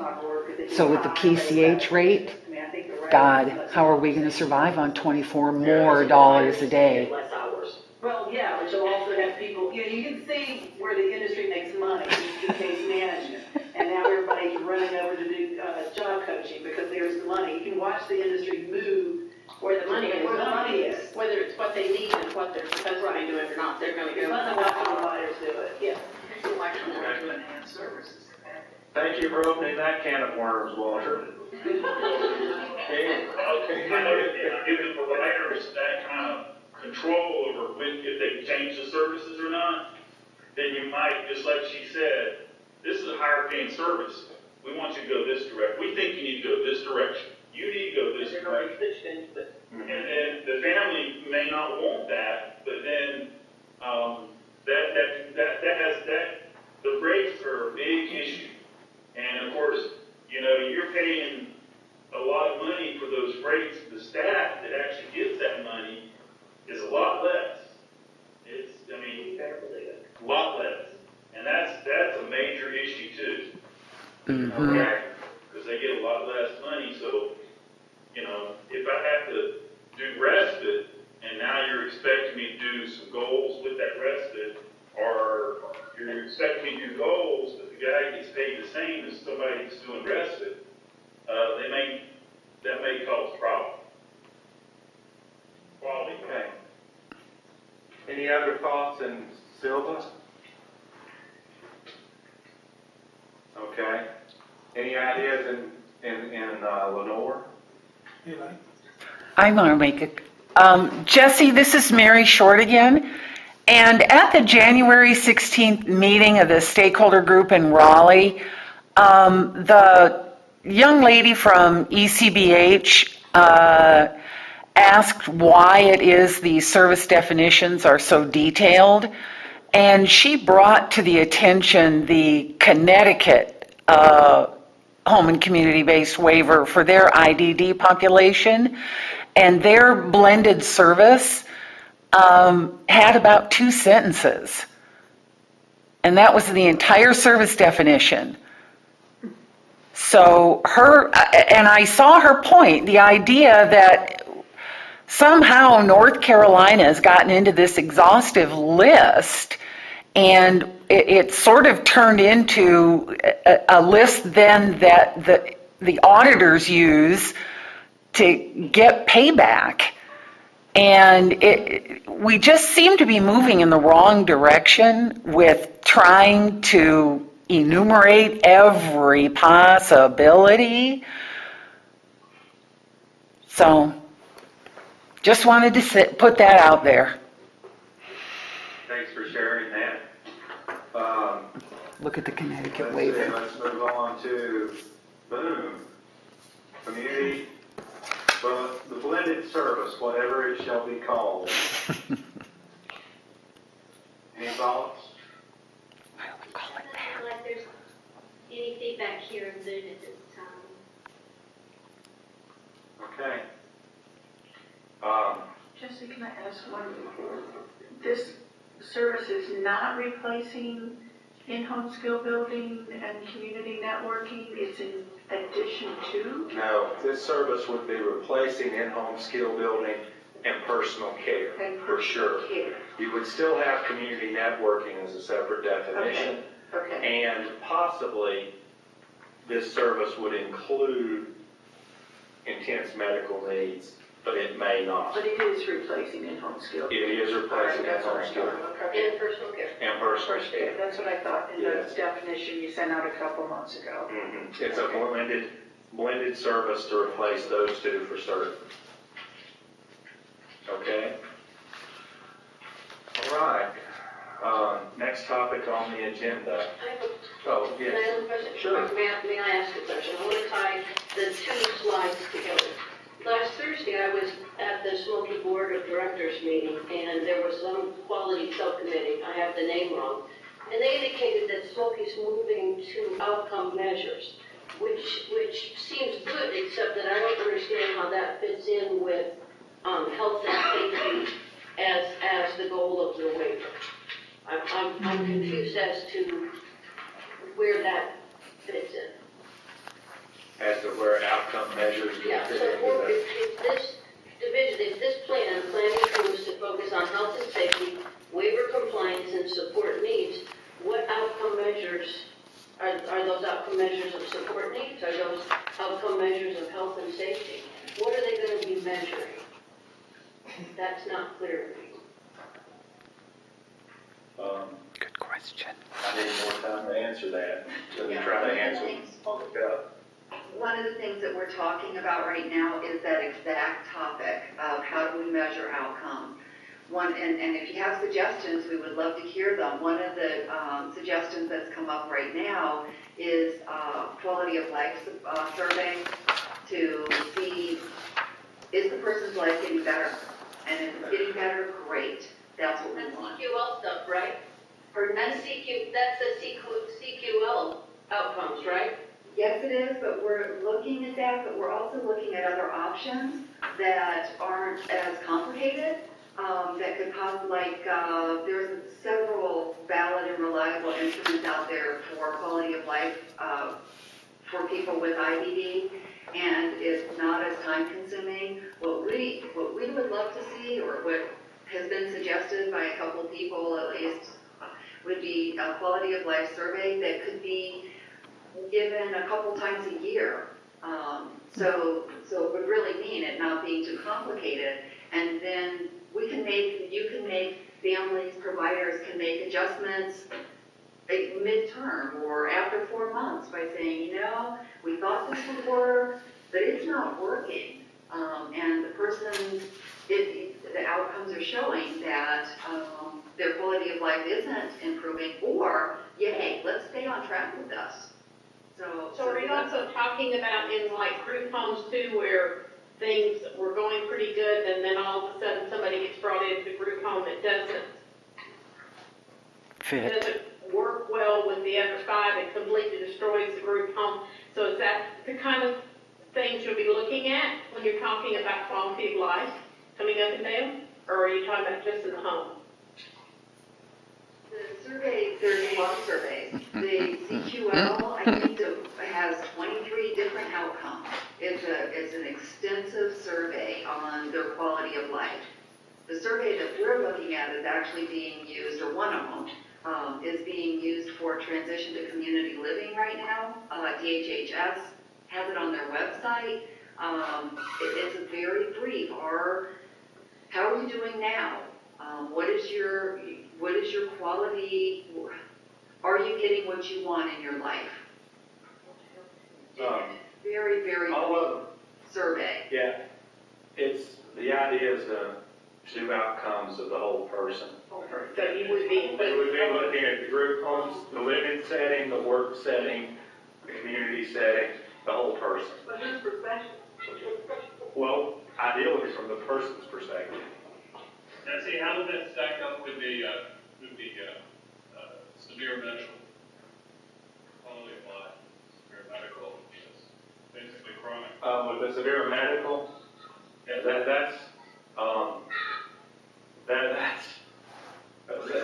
a lot more questions than I'm prepared to answer because we're still exploring it, to be honest. But I know that we're moving towards more whole person, taking a closer look at the whole person. The medical pieces in the home and the community, because we're serving folks that do not leave their homes. Yeah. Because of their high medical needs. And at the same time, you've got to consider the person's needs compared to their quality of life. Is their quality of life in that one home better than it would be in the alternative setting? Most likely. So those are the kind of pieces we look at. It's they're moving into that debate with the utilization management work group, and maybe we can share more about that come February. As a stakeholder committee, as we're looking at this definition and knowing that the state is going to look at different levels of reimbursement, can we take a position that, at least in my opinion, and maybe it calls for a vote, that we look at voting and highly recommending that there is different levels of reimbursement because one size does not fit all? Well, you see, But that eliminates the blended service. That's a question of system maturity. And one size does not fit all, especially in a waiver program. Yeah. Putting the ability to set rates in this definition is not necessary because we already have that authority as a managed care organization under the 1915B part of our waiver. We're given a per member per month that we can control. We're already, as an organization, establishing person-specific rates, service-specific rates that are above and beyond the standard Medicaid rates. Yeah. So what you're requesting is something that already exists. And we're learning how to do that better and better at smoking. And the others are doing that too. It's one of those things. Because when you talk about this being both personal care and skill building, there are different levels of personal care and different levels of in-home skill building. There should be different qualifications depending upon the level. Right. Jesse, in talking about setting the rates, how is it ever going to come to the point that if there's 4 MCOs or 5 MCOs or whatever the heck it ends up being, that then we don't get privatized and this all goes down the sink, which they like to do. Do you think it will ever One come can to hope. the fact that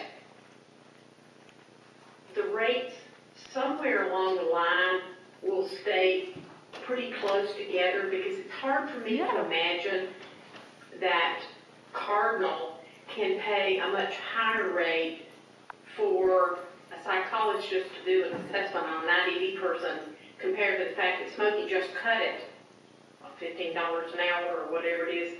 And now you can't get anybody to do them, and you got people up in Yancey calling down to Polk County to try to get them done, but yet Cardinal's paying pretty well a lot higher. Is it ever going to come to the point to where there's some kind of consistency across the board with rates? No. I mean, Good it's answer. hard for me to imagine that one can do it for this, but we can't, and then we can't get the people to do it. She does that when we're at the General That's Assembly well at beyond committee the scope meetings of too. my She'll expertise. answer so appropriately and everybody giggles.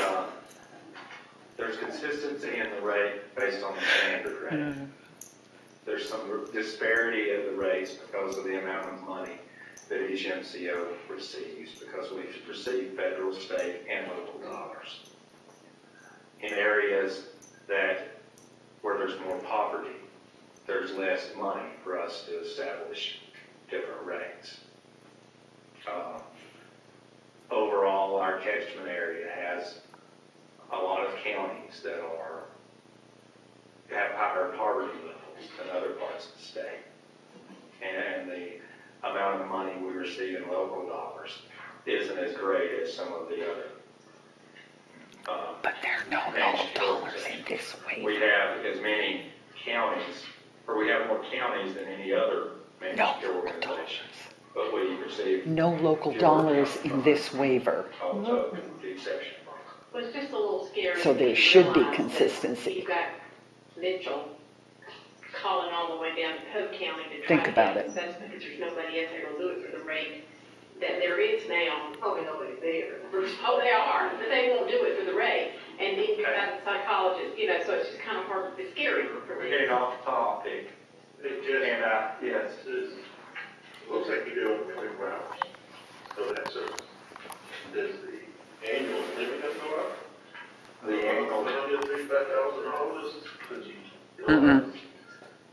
no, the annual limit's not going to change. And the controls that are being discussed in that definition right now are the budget allocations.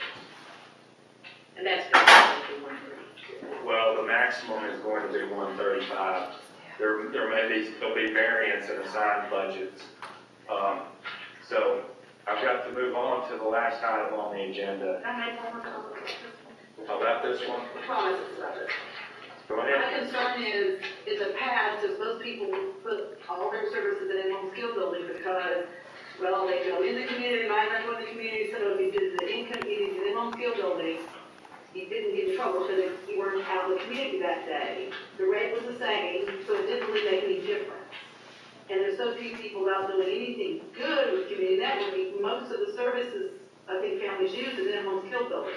So this is just a way to cut that rate as opposed to enhancing the service. It's gonna undermine EOR. Having gone through that budget process in the last couple of, just even a couple of pay periods, there's a balance you have to have between a slightly higher rate and a lower rate in order to offset being able to pay somebody a reasonable amount that's going to make them stay with your individual. I mean, it's that stability that I really wanted with EOR, and that stability that wasn't coming out of my pocket because I was paying mileage or I was paying stipends. And it was like we finally got that with EOR, and this blended rate that we're talking about right now, I'm sorry, I'm good with numbers, but I've run a quick budget, and I can tell you it's undermining it right off the bat. Mm-hmm. Because I remember sitting in a community meeting that said, well, the community and Home Skill Bldg the same rate, so you don't have to spend 2 hours of this and 3 hours of that. Just do the Home Skill Bldg, and it covers everything. And now that's probably where most of your utilization hours are, and that's a good way to make a rate cut. Good points. The paddless service.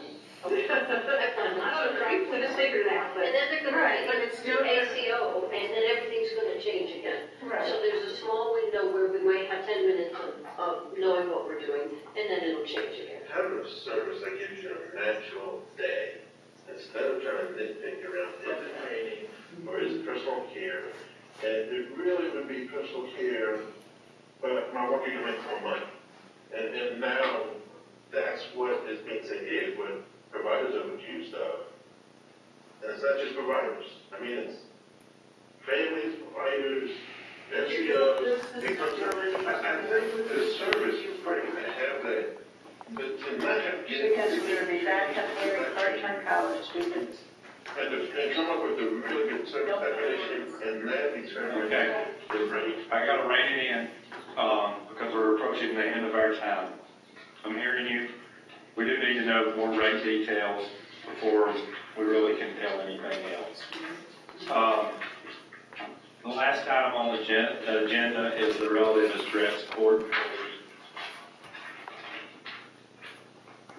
There will be communications coming out in the very near future where we at Smoky, based on feedback from this committee, we are greatly changing that process.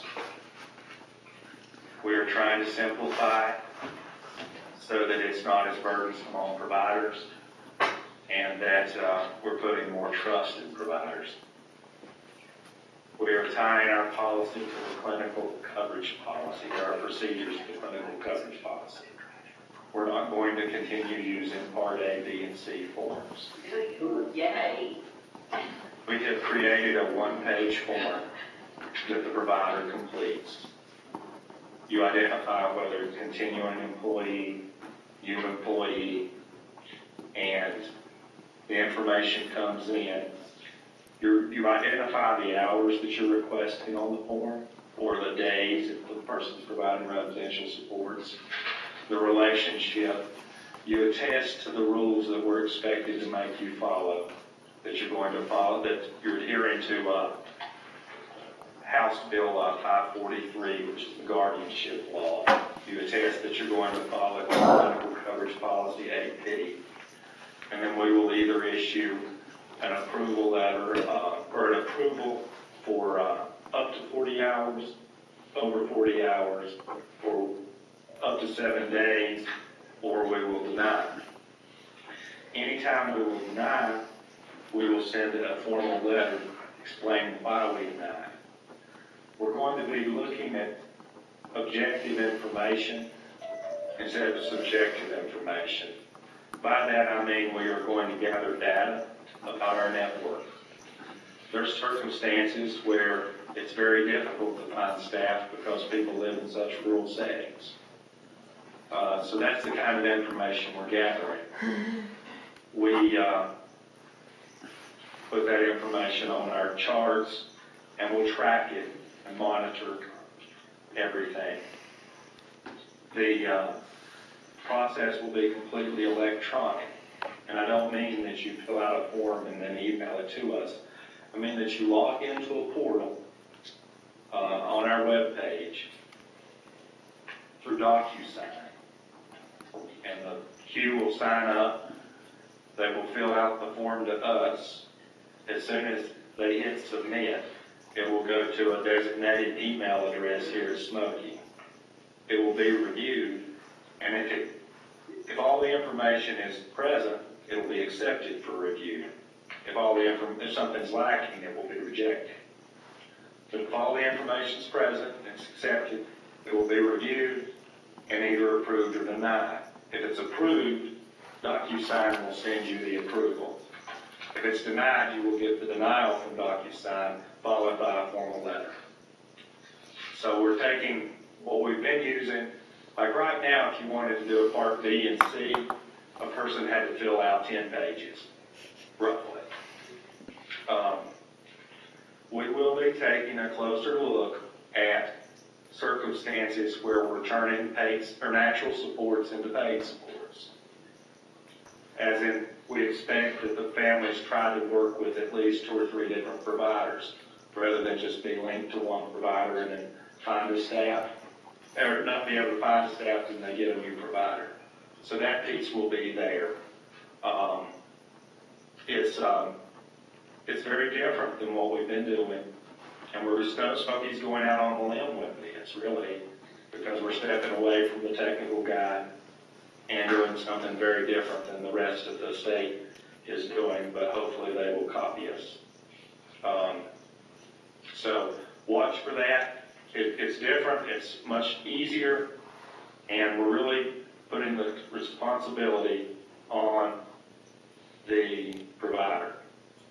Is it a denial of the application or a denial of the application plus and/or a denial of the relative? What are the criteria for denying a relative? Or is it the denial that you're referring to the application to the relative? There will be occasionally, there will be the denial of the relative to provide services, and that's going to be tied to basically not enough effort to find non-paid staff. I mean, non-related staff. But once it's, and you'll see that mostly in situations where it's a Part A, or what used to be a Part A, where it's a new employee, where the relative's never been paid to provide services. The person turns 18, you have a staff in place, they want to fire the staff and start providing all the services. Because we're not doing a service to participants when that happens. Now, it's different if the person turns 18, they've been trying to find staff for 2 years and they've not found staff. That's a different perspective. But you see the logic behind it? Those are the ones that will look at the most close. Those that are recipient right now that have been used submitting Part Bs, those are continuing employees. The provider's already demonstrated to us. I didn't realize he was right behind me. They've already demonstrated to us that there's not someone who will be. So it's something I think, and this committee, the discussions about it has changed a lot of people's view about this whole thing. So That's important for us to hear because that's enough carrot to keep coming back. well, So thank you. Well, don't thank me until you've seen it. Because But we'll come back next month and see. One page is better than 10, no matter what you say. Use the resources, you're using technology. We're using technology because everything will be electronic, easily trackable. Jesse, well, are we removing the staff person's signatures in those forms instead? Yes. Yeah, it's not between us and the staff person. They're your employee. It's between you, our contractor, and us. And we have to adhere to clinical coverage policy. But we've created a procedure that allows us to do that minimizes the negative impact, I think. So we will see. I'm actually, to be honest, I'm pretty excited about it. Even though all the denial letters have my name on them. But it is still reviewed, the reports are still reviewed by the Network Development CFT, and the denials are reviewed by a committee against certain criteria, and they just put my name on it because I get the pleasure of explaining it. Jesse, we've got a question here. This is Mary Short again. Clinical policy 8P is very clear about the fact that the individual expresses agreement with relative as direct support employee, and that is included in the ISP. So how does your one-page form account for that? And how does the cross-functional team account for what the ISP states as far as the participant, beneficiary, consumer, whatever name you want to give the actual person? How are you accounting for the ISP containing documentation that the person wants the relative as provider? That's part of the attestation on the form. Excellent. It goes that the provider submits. They attest that they're adhering to clinical coverage policy 8P, and because they attest to that, that means they're attesting to every piece of that. And we also take a look at the plan when they come in. But there's an attestation to that fact, Mary. Is the timeline changed for submitting the form annually, because right now it's 6 weeks before the start date of the new plan year, but I don't submit the plan until less than 4 weeks before the start of the new plan year. So how does a provider attest to it being in the plan of care if we haven't written the plan of care by the time they have to submit the, do you see my point? Oh, I see your point. I agree that was a mess. Thank you. What we've done is, when the plan goes in, there's approval timelines to this that are more reasonable. You have to submit it at least 14 days prior to its implementation. And we have to turn it over in 14 days. If you submit it and we reject it or something, or have to attend it and ask you for more information, we buy ourselves another 14 days. But in no circumstance, you have to submit it to us before the plan is ready. Thank you.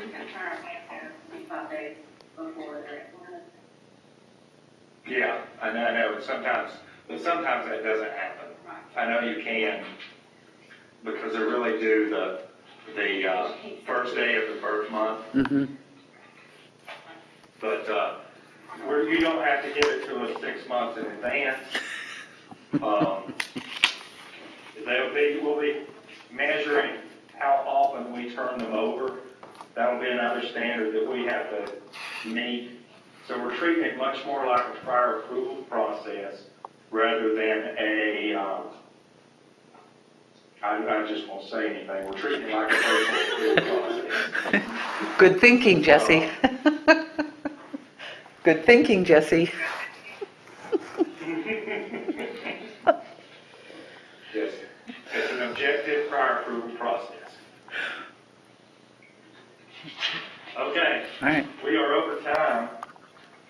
I thank everyone for coming despite the weather. I hope everyone gets home safely. Thanks, Jesse. And we will see you next month. Thank you.